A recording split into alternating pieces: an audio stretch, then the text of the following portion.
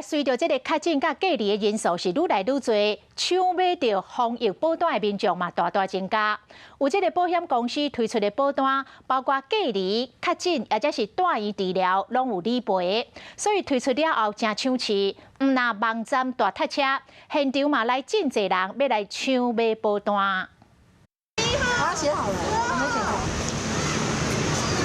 民众这家吵，大家拢是为着排队买保险。我都没抽号码牌了。都惊无买到，现场菜刀啊椅啊无够用，不要紧，资料摕咧，甲壁刀当作刀啊，乌多摆当作椅啊。若是会当伫咧中道进前高行，不管倒位拢会当写保单。因为疫情的关系，对啊，那个人越来越多了，风险还蛮高的。保险公司买防疫险真抢市，网络买保险买甲会塞车，有人无想要等啊，就直接走去现场买。都卡死了，根本都进不了啊！今天他们的网络都塞车，没办法跑。哦。今天有空，然后来帮我们协商。